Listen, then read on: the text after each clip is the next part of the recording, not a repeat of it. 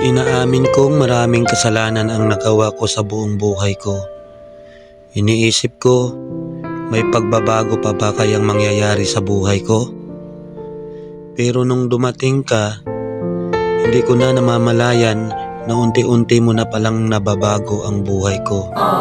Kaya salamat, salamat, salamat, mahal. I love you. Kaya shout out sa mga ama at ina, haligi at ilaw ng tahanan. Mabuhay po tayong lahat. Huwag nating isipin na hanggang doon lang tayo. Kung ano man ang problema o pagsubok na dumating sa buhay natin, lahat yan ay may solusyon.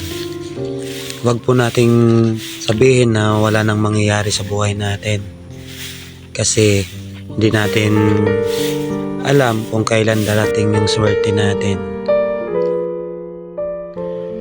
Kaya wag nating kalimutan ang kasabihan na habang may buhay ay may pag-asa.